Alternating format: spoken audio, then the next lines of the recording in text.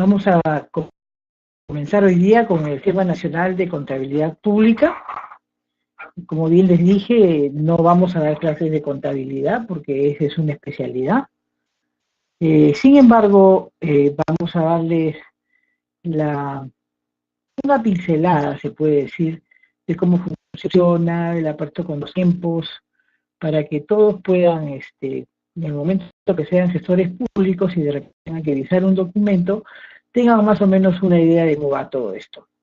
El Sistema Nacional de Contabilidad Pública es un sistema que data de hace mucho tiempo. El tema es que recientemente el gobierno acaba de dar decretos legislativos que, si bien es cierto, tienen que ver con todos los sistemas nacionales de control, CODA, presupuesto, tesorería, no es mucho el cambio que existe porque está cambiando algunas formas, pero no la esencia de lo que vendría a ser en este caso la contabilidad. Los formatos para los estados financieros son los mismos, entonces es un tema más que de inducir que ahora con las nuevas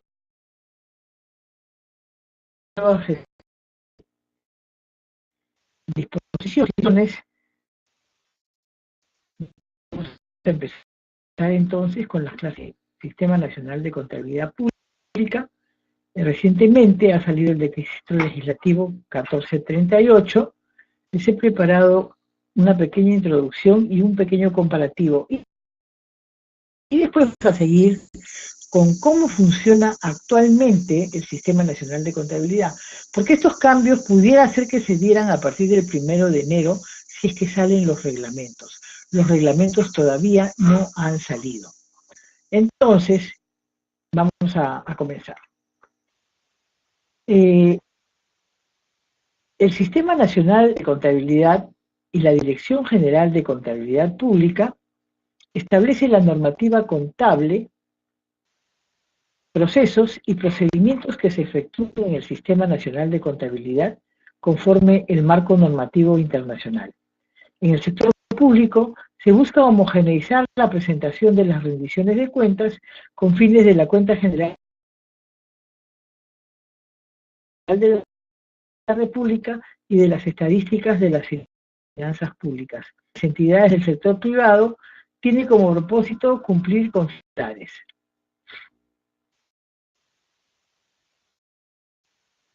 En la estructura de la norma, el decreto legislativo 1438, como estructura, tiene primero el capítulo 1, donde están las disposiciones generales, el objeto, los principios y el ámbito de aplicación.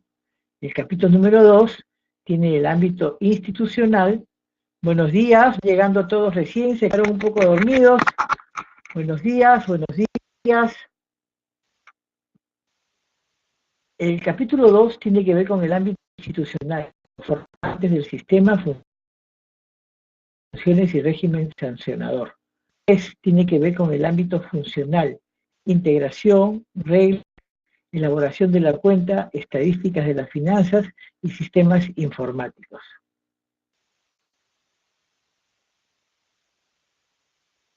¿Qué es el Sistema Nacional de Contabilidad?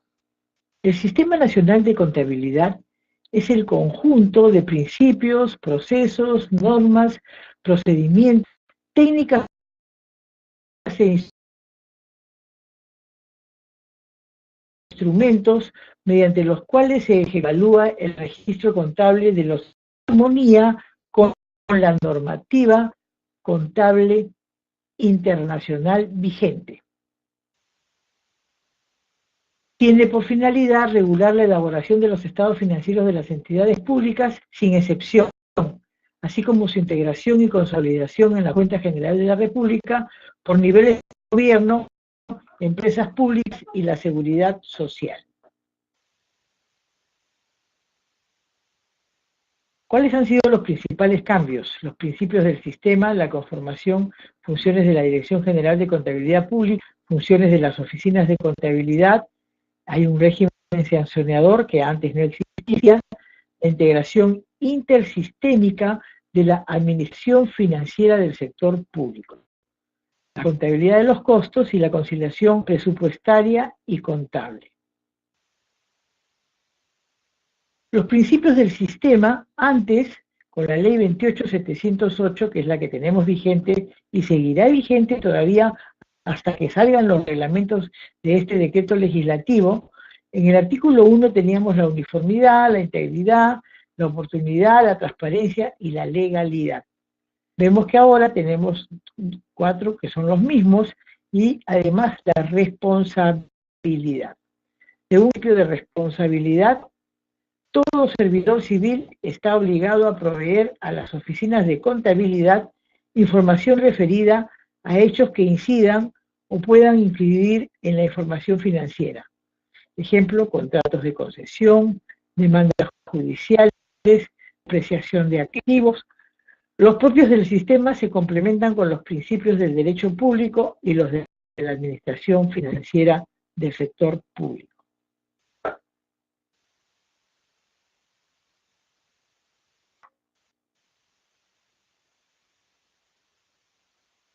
En la conformación del sistema, el artículo 5 de la ley 28708 hablaba de la Dirección Nacional de Contabilidad Pública, del Consejo Normativo de Contabilidad, las oficinas de contabilidad o quien haga sus veces para las jurídicas de derecho público y entidades del sector público, y las oficinas de contabilidad o quien haga sus veces para las personas naturales o jurídicas del sector privado. Ahora, solamente tenemos que el Sistema Nacional de Contabilidad está conformado por la Dirección General de Contabilidad Pública, el Consejo Normativo de Contabilidad y las oficinas de contabilidad o la que hagan sus veces. Ya saben ustedes que el órgano rector de las oficinas de contabilidad de las diferentes entidades ejecutoras son el órgano rector es la Dirección General de Contabilidad Pública.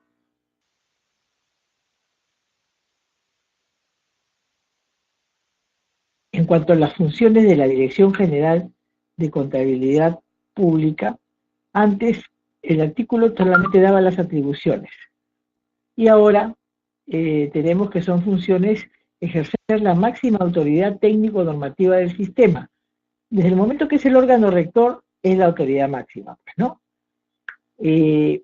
Ejercer la autoridad máxima técnico-normativa del sistema, conducir y promover la articulación del sistema, determinar el periodo de regulación,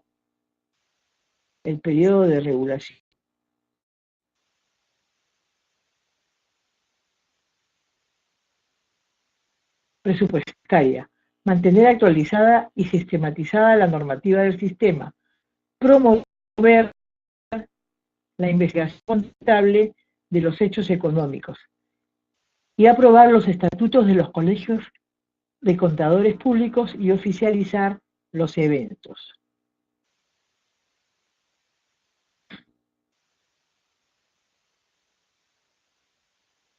En la función 12, ¿no?, que aprobar los estatutos de los colegios de contadores, literal, el artículo 6 de la ley 28951, la ley de actualización de la ley del profesionalismo del contador público y de creación de los colegios de contadores públicos. La resolución ministerial que data del año 2005 encarga a la Dirección General de Contabilidad Pública la oficialización de congresos, cursos y otros relacionados con la contabilidad. O sea, todos aquellos eventos van a tener que ser formalizados y canalizados por la Dirección General de Contabilidad Pública.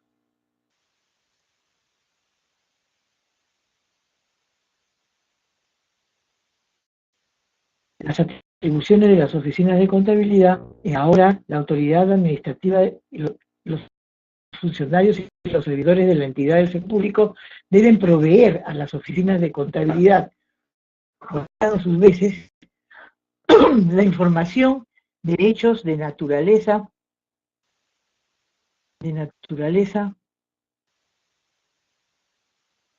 perdón,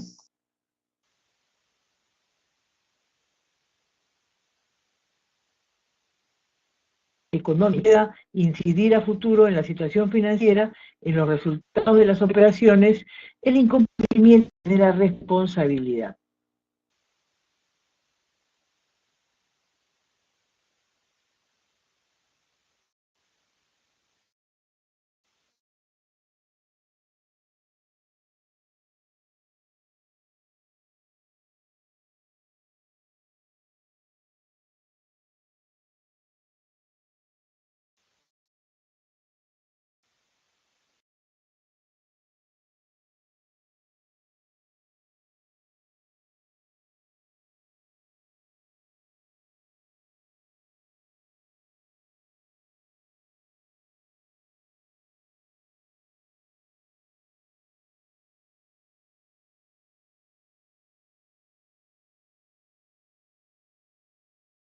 En cuanto al régimen sancionador,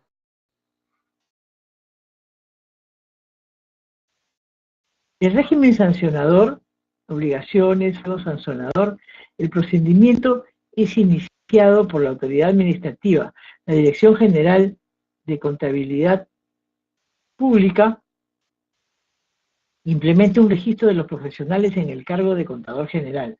La separación del contador general es comunicada a la Dirección General de Contabilidad Pública.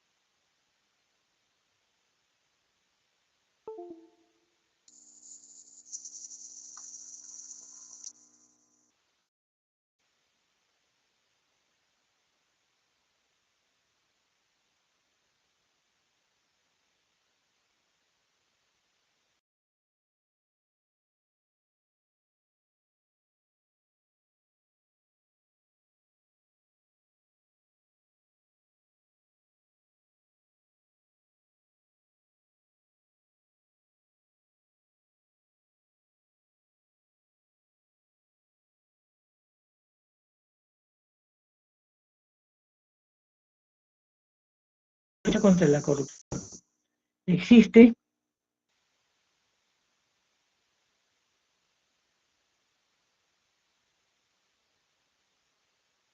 se establece en forma clara las faltas graves y muy graves a fin de que no se contravenga lo establecido. Asegura transparencia de las rendiciones de cuentas de las entidades.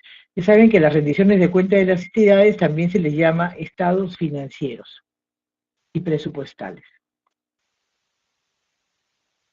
¿Qué podemos decir sobre la integración intersistémica?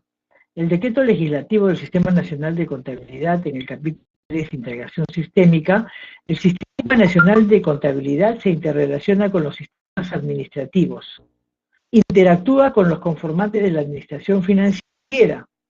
Integración sistémica del Sistema Nacional de Contabilidad se interrelaciona con las oficinas de contabilidad. Bueno, esto es una cadena, ¿no? Todas las oficinas están realmente relacionadas entre sí con el sistema integrado de administración financiera, tanto de ida como de vuelta, vale decir, de las unidades ejecutoras al órgano rector, pasando por las instancias previas, o del órgano rector a las unidades ejecutoras. La integración intersistémica e intrasistémica se desarrolla en el ámbito funcional para la elaboración de la Cuenta General de la República, las estadísticas de las finanzas públicas. En cuanto a la contabilidad de costos, la contabilidad de costos es un sistema de información que estructura los flujos financieros y no financieros, que generan costos que se reconocen, miden y registran en cada una de las actividades, orientado a la obtención de un resultado, para guiar el análisis, la evaluación y la toma de decisiones. Es decir, que es necesario viabilizar la contabilidad de costos para apoyar la ejecución de presupuestos por resultados y evaluación de la gestión pública e integrar todas las etapas del proceso presupuestario, permitiendo mejorar los sistemas de información presupuestaria y financiera.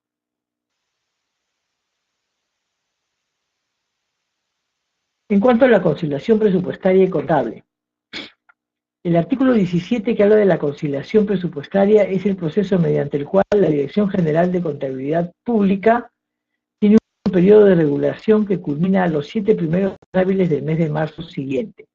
En casos extraordinarios, la entidad debe requerir a la Dirección General la generación de una adenda. Las entidades del sector público realizan las conciliaciones contables con los entes rectores, ¿no? Es importante, pues, tanto la Oficina de Presupuestos como la de Contabilidad hacen previa a la formulación de los estados financieros una conciliación. Se incorpora la conciliación del marco legal y ejecución presupuestaria en cumplimiento de la tercera disposición final de la Ley 29465, Ley de Presupuesto para el Sector Público del año fiscal 2010, que atribuye a la Dirección General de Contabilidad Pública determinar el periodo de regulación. En cuanto a los sistemas de información, antes, el registro contable, que se efectúa utilizando el Sistema Integrado de Administración Financiera del Sector Público, tiene como sustento la tabla de operaciones, cuya elaboración y actualización permanente es responsabilidad de la Dirección Nacional de Contabilidad Pública. Ahora tenemos que en el artículo 33, cuando habla del Sistema Informático de Contabilidad, nos dice que el registro de los hechos económicos de las entidades del sector público es obligatorio a nivel regional, nacional y local, y se efectúa a través del CIAF-RP. La información financiera, presupuestaria y complementaria para la cuenta general de la República de las entidades de las estadísticas de las finanzas públicas son reportadas a través del CIAF. El sistema informático busca migrar a una contabilidad en línea. Además, el proceso de firmas electrónicas, reportar estados financieros y presupuestarios coherentes con la ejecución presupuestaria, enlazados al PAC y al proceso de planificación PCEN, PDC-PI. El PAC, como ustedes saben, es el Plan Anual de Contrataciones, ¿no?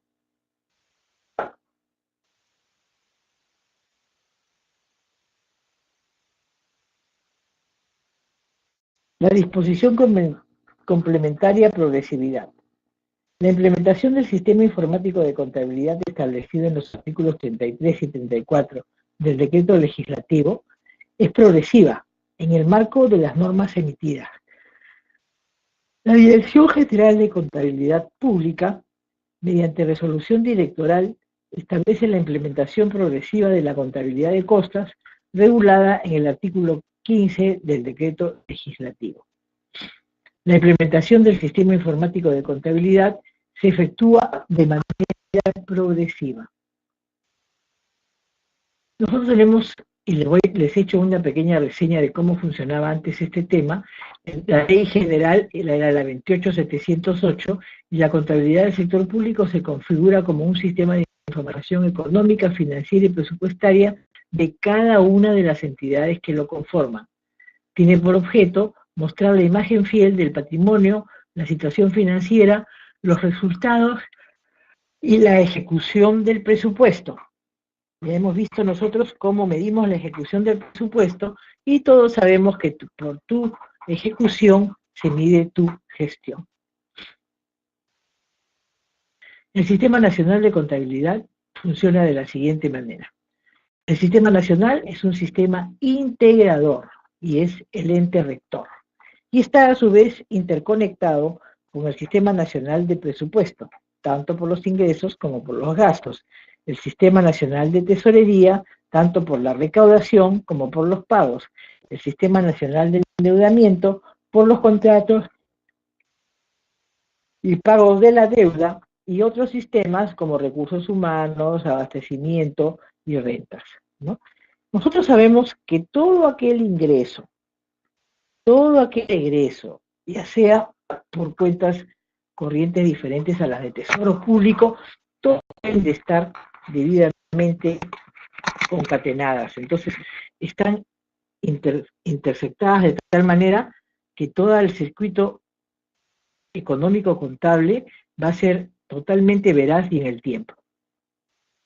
El marco normativo de la gestión contable gubernamental era o es la Ley de Administración financiera para el sector público, la Ley General del Sistema Nacional de Contabilidad y la Constitución Política del Perú. La Constitución Política del Perú, en su artículo 77, nos dice que la administración económica y financiera del Estado se rige por el presupuesto que anualmente apruebe el Congreso. La estructura del presupuesto del sector público contiene dos secciones: gobierno central e instancias descentralizadas. El presupuesto asigna equitativamente los recursos públicos. Su programación y ejecución corresponden a los criterios de eficiencia, de necesidades sociales básicas y de descentralización. En el artículo 80, el Ministerio de Economía y Finanzas sustenta ante el Pleno del Congreso de la República el pliego de ingresos. Cada ministro sustenta los pliegos de egresos de su sector. Los créditos suplementarios, habilitaciones y transferencias de partidas se tramitan ante el Congreso de la República, tal como la ley de presupuesto. La Cuenta General de la República, en el artículo 31, dice que, acompañada del informe de auditoría de la Contraloría General de la República, es remitida por la Presidenta de la República al Congreso en un plazo que vence el 15 de agosto del año siguiente a la ejecución de dicho presupuesto.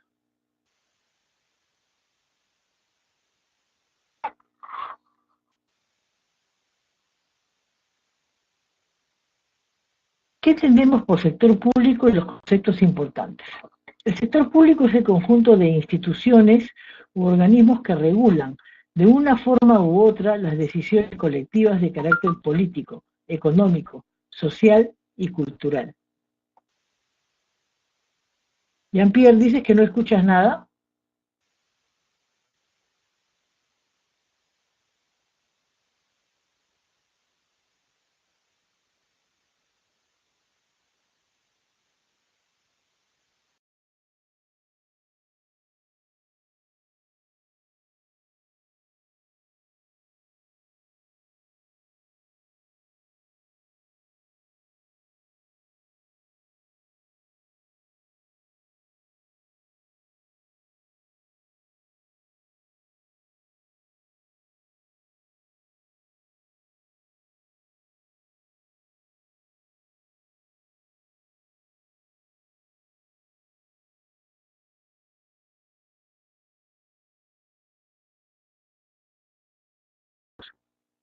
El Estado interviene en el desarrollo de la actividad económica como consumidor y como productor. Así actúa como unidad económica de consumo cuando adquiere bienes y servicios de las empresas privadas, nacionales o extranjeras, para desarrollar las funciones y los objetivos que tienen encomendados. Para ello se financia fundamentalmente a través de los impuestos. La organización en el nivel central, de acuerdo a la Ley Marco de la Administración Financiera, ¿no?, la 28112, que es el sistema integrante de la administración financiera del sector público y sus órganos rectores, nos dice pues que el Sistema Nacional de Presupuesto, ¿no?, está organizado, también el sistema de tesorería, mediante la Dirección General de Endeudamiento y Tesoro, el Sistema Nacional de Contabilidad, mediante la Dirección General de Contabilidad Pública, el Sistema Nacional de Endeudamiento, mediante la Dirección General de Endeudamiento y Tesoro Público. La organización en el nivel descentralizado operativo. El pliego presupuestario lo constituyen los pliegos presupuestarios de entidades públicas a las que se aprueba un crédito presupuestario en la ley de presupuesto.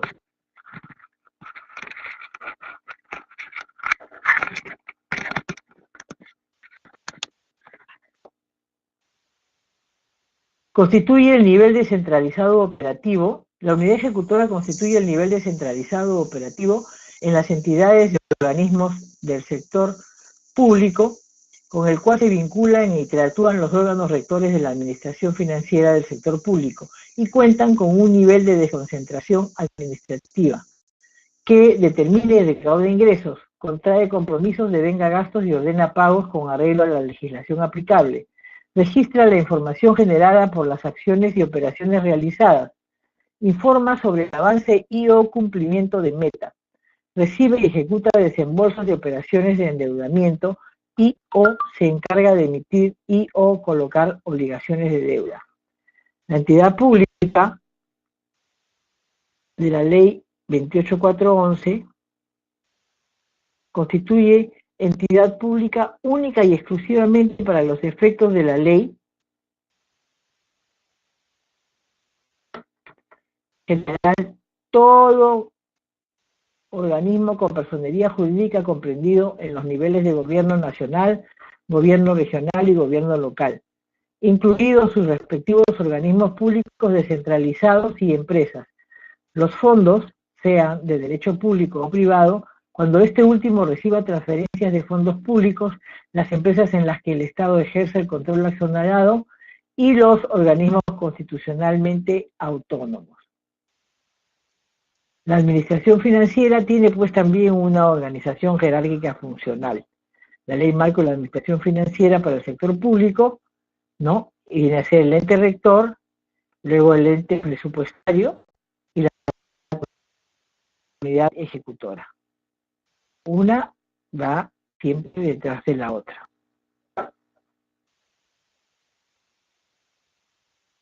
Los integrantes del Sistema Nacional de Contabilidad, como hemos visto, tenemos la Dirección General de Contabilidad Pública, que es el órgano rector del tema de contabilidad, el Consejo Normativo de Contabilidad, que es la instancia normativa del sector privado, y la Oficina de Contabilidad de la Unidad Ejecutora, personas jurídicas de derecho público de las entidades del sector público, y las oficinas de contabilidad, que son las personas naturales o jurídicas del sector privado. ¿Cuáles son las reglas de integración intersistémica del Sistema Integrado de Administración Financiera? La Ley Marco de la Administración Financiera del Sector Público, la 28112, vigente todavía, dice que los órganos rectores deben implementar tratamientos de documentación e información de uso múltiple, tanto en la forma y contenido como en la oportunidad de los mismos, y se evite la duplicidad de esfuerzos y uso de recursos humanos, materiales y financieros que demanda cumplir con los requerimientos de cada uno de los sistemas. La normatividad, presentación e instrumentos técnicos de cada sistema integrante debe ser de conocimiento previo a todos los órganos rectores antes de su aprobación y difusión, para asegurar su adecuada coherencia con la normatividad y procedimientos de los demás sistemas, asegurándose la integridad en su formación, aprobación y aplicación. Las unidades ejecutoras deben asegurar que los aspectos relacionados con el cumplimiento y aplicación de la normatividad emitida por los órganos rectores y con el tratamiento de la información correspondiente se conducen de manera coherente y uniforme, evitando la superposición o interferencia de la operatividad de los procesos de cada sistema. Sí, porque si no, imagínense, ¿no? Todos los sistemas juntos, pero no revueltos. Cuenta General de la República. Sabemos que es un instrumento que contiene resultados presupuestarios, financieros y económicos, ¿no? ¿Qué cosa es lo principal en esto? Informar resultados de gestión pública, aspectos financieros, presupuestarios, económicos y patrimoniales por metas. Presentar análisis cuantitativos de la actuación de las entidades del sector público, incluyendo los indicadores de gestión financiera. Proveer información para el planeamiento y la toma de decisiones. Facilitar el control y la fiscalización de la gestión pública. La Cuenta General de la República tiene responsabilidad administrativa y están obligados a presentar la rendición de cuentas de la entidad, el titular del pliego, los directores de presupuesto, los directores a través de la Oficina General de Administración,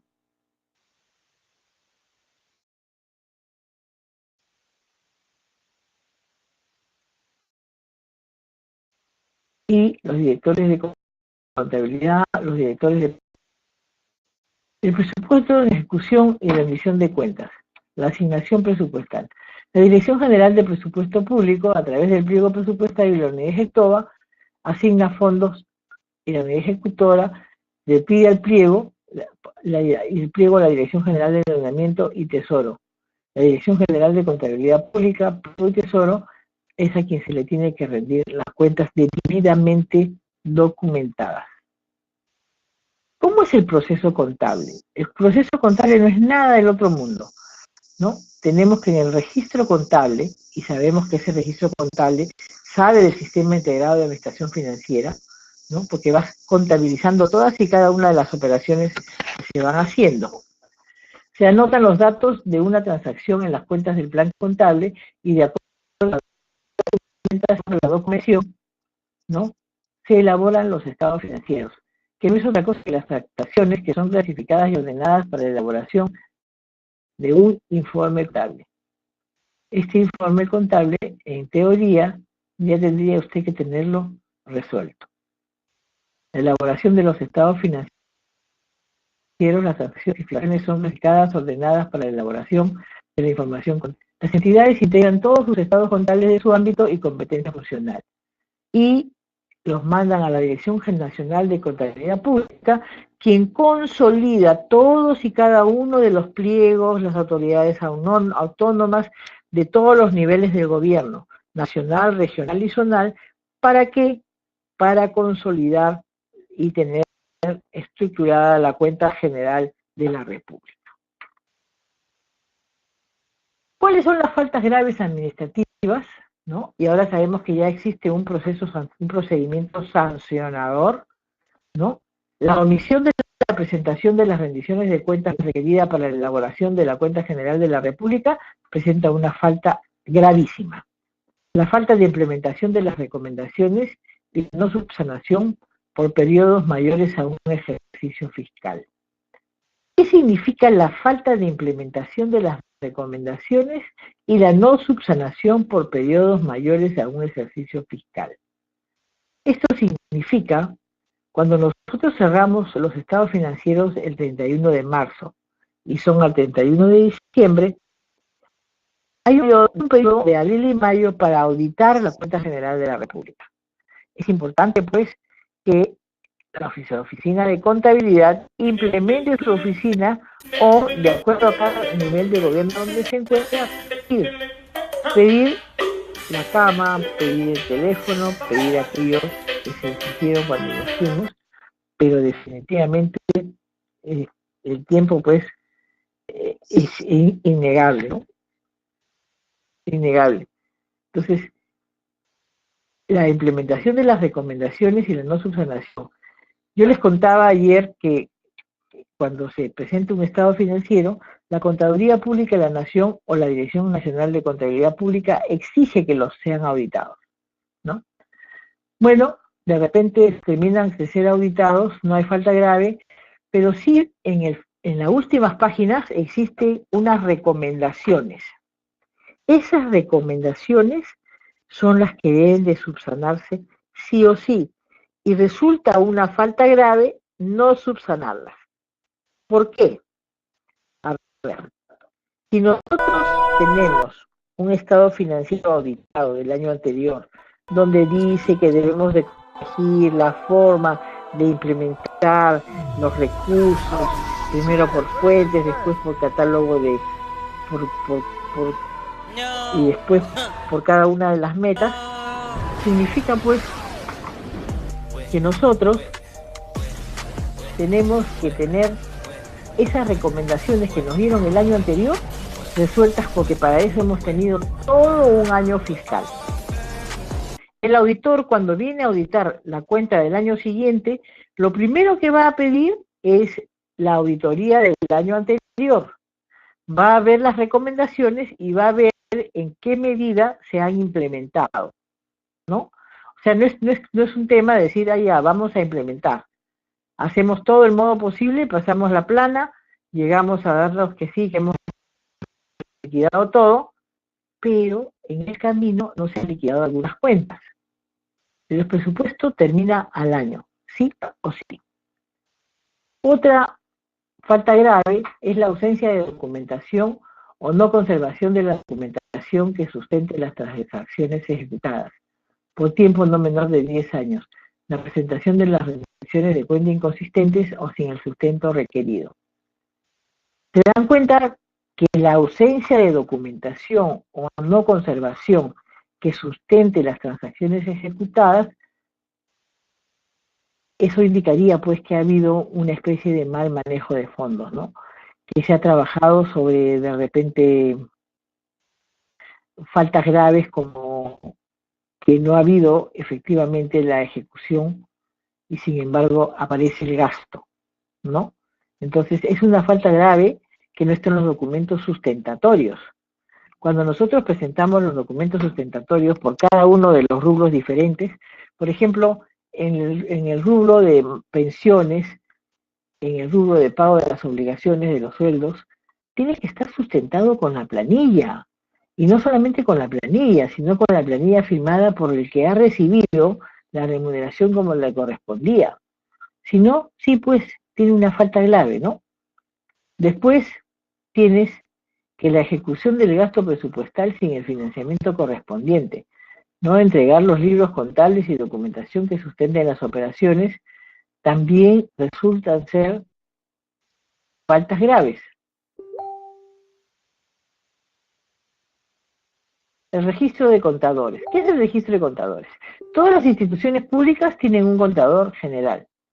Este contador general tiene y debe de estar registrado en el colegio. ¿Cuál era tu barrio? Imaginémonos que el colegio San Bartolomé, ¿no? Entonces tienen que estar todos los registros de contadores. El registro de contador del sector público lo tiene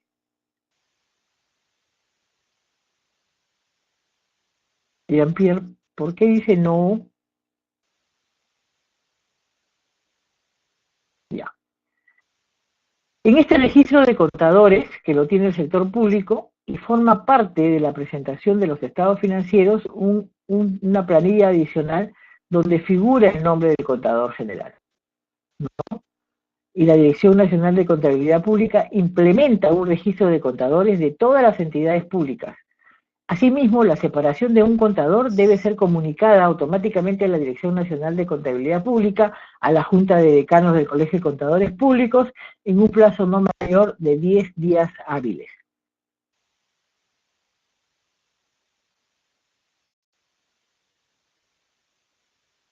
Aquí tenemos esta misma figura, la hemos visto en la clase anterior, y la vamos a ver ahora cómo se presenta para el registro contable, ¿no? Todas las operaciones de presupuesto, tesorería, tienen que estar debidamente contabilizadas. Se contabilizan todas y cada uno de los asientos presupuestales, todos y cada uno de los asientos contables, ¿no? Y ya ustedes saben que la ejecución del presupuesto es del 1 de enero al 31 de diciembre. El registro contable. El registro único de información en el CIAF-SP. El registro de la información es único y de uso obligatorio por parte de todas las entidades del sector público, a nivel nacional, regional y local, y se efectúa a través del CIAF, que administra el Ministerio de Economía y Finanzas. El CIAF es el medio oficial para el registro, procesamiento y generación de la información relacionada con la administración financiera del sector público. El registro contable del CIAF, que se efectúa utilizando el Sistema Integrado de Administración Financiera, tiene como sustento una tabla de operaciones, cuya elaboración y actualización permanente es responsabilidad de la Dirección Nacional de Contabilidad Pública. ¿Cuál forma parte de la documentación sustentatoria de un compromiso? Forma parte de la documentación sustentatoria de un compromiso el convenio suscrito, la orden de compra o guía de internamiento, la orden de servicio, la planilla de movilidad, la planilla de dietas de directorio, la planilla de propinas, la planilla de racionamiento, la planilla de viáticos el contrato compra-venta, el contrato suscrito por varios, el resumen anualizado de locadores de servicios, el resumen anualizado de la planilla de proyectos especiales, contrato suscrito de obras, la planilla anualizada de gastos en personal, la planilla anualizada de gastos en pensiones, el resumen anualizado de retribuciones CAS, el resumen de servicios públicos anualizado, el depósito legal de las el depósito legal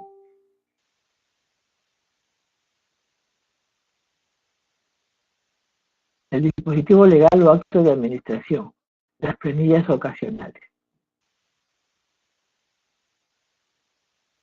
¿Cuál es la documentación sustentatoria del compromiso? Para los bienes y servicios, la factura, boleta de venta u otros comprobantes de pago reconocidos por la SUNAT, la orden de compra o de servicio en contrataciones o adquisiciones de menor cuantía o el contrato. ¿Qué pasa cuando nosotros vamos a hacerle un servicio al Estado? Una vez que han sido aprobados los términos de referencia, este contrato se tendría que estar suscribiendo. Cuando no se suscribe contrato, se formula la respectiva orden de servicio.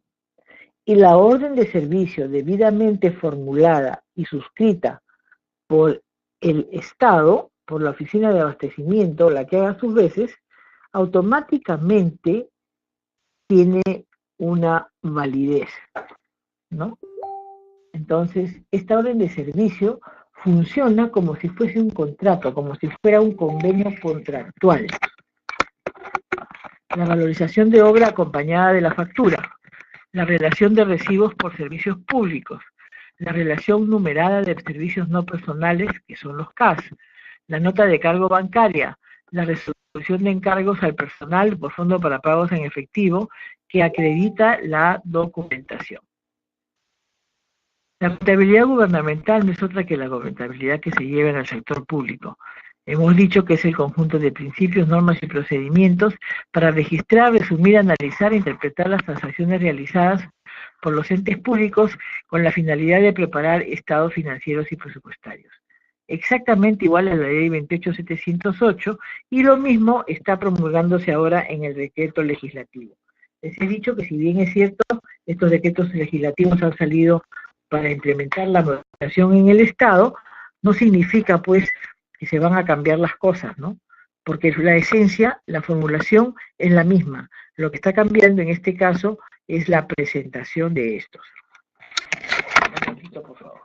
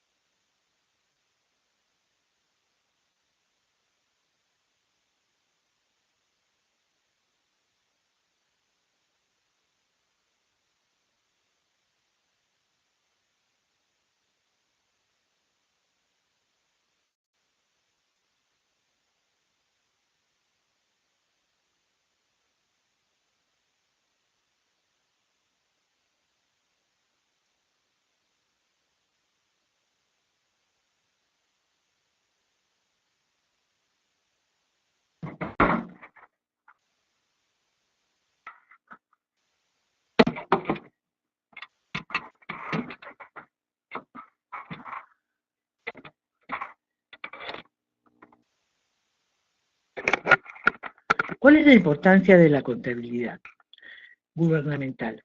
Facilita el análisis de las operaciones registradas la obtención de los indicadores que permitan la racional evaluación de ingresos y gastos, así como la situación financiera de la Hacienda Nacional durante el término de cada ejercicio fiscal.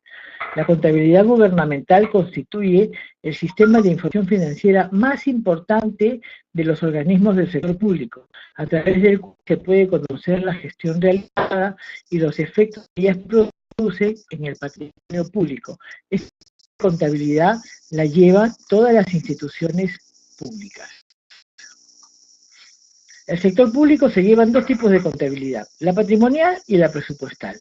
En la patrimonial tenemos el EF1, que es el estado de situación financiera, el EF2, que es el estado de gestión, el EF3, que es el cambio patrimonio neto, y el EF4, que es los flujos de efectivo. Tenemos aquí un estado de situación financiera, 30 de junio del 2016. Tenemos aquí el activo corriente, el total activo corriente, el no corriente y el total activo, corriente y no corriente. Y tenemos del otro lado lo que es el total pasivo y patrimonio neto. En el pasivo y patrimonio tenemos pasivo corriente, tenemos pasivo no corriente, tenemos el pasivo no corriente y el patrimonio, ¿no? Como ven, estos, el EF1 lo suscribe el contador general, el director general de administración o el que haga sus veces. Existe la obligatoriedad que lo firme el titular del pliego. El Ministerio de Educación, por ejemplo, el titular del pliego será el ministro de Educación. De las autoridades autónomas será el presidente o el jefe de la autoridad autónoma que le corresponda.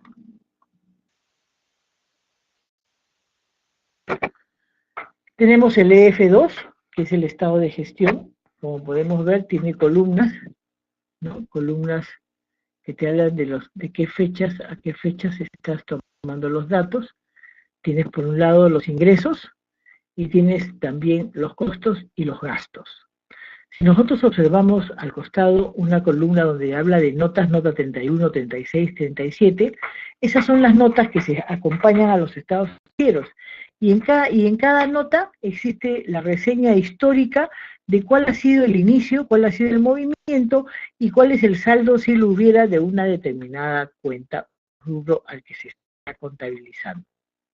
Tenemos el EF3, que es el estado de cambios del patrimonio. Tenemos a un lado lo que es el saldo al 31, este es al 30 de junio del 2016, ¿ok? Entonces se arranca con el saldo inicial al 1 de enero del 2015 y ese saldo inicial fue el saldo final que quedó en el año 2015. Vemos ahí los ajustes, los traspasos, otras operaciones patrimoniales, superávit, ¿no? En la parte de arriba están todos los ingresos, en la parte de abajo todos los egresos.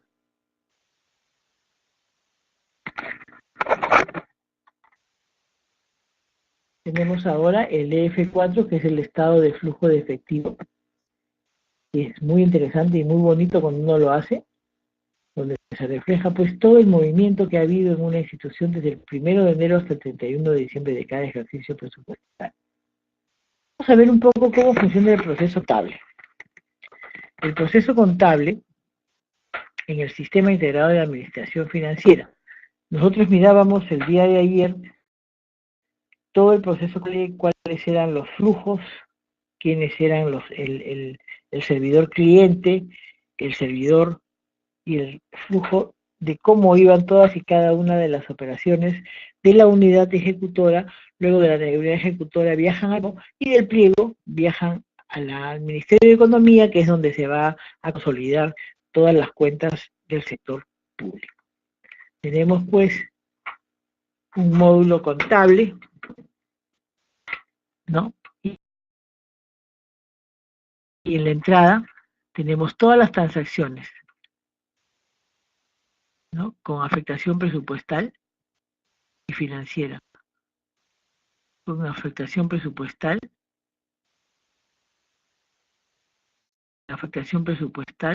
con financiera y otros.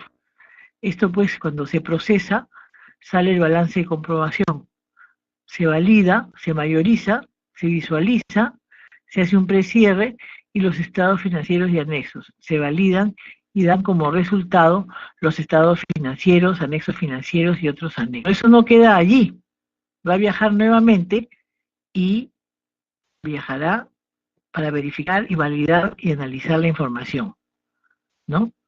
Toda la información que está en el Sistema Integrado de Administración Financiera de la unidad ejecutora baja al pliego. En el pliego viaja a la Dirección General de Contabilidad. Ellos validan toda la información para después hacer la integración y el cierre como corresponde. Estos estados financieros, ¿no? Igualmente se recepcionan de datos, operaciones y reportes y luego se validan, se integran y consolidan y pasan a formar parte de lo que es la famosa cuenta general de la República. Este es un proceso bastante largo, dura entre muertos y heridos casi 6, 7 meses, ¿eh? Solo el tema de la inflación y la presentación, ¿no? No hay obligatoriedad para que sea todo de un día para otro. Además, el MEF constantemente está mandando parches para que sean instalados en los sistemas y puedan fluir con mayor rapidez, ojalá de repente datos que antes no se podía.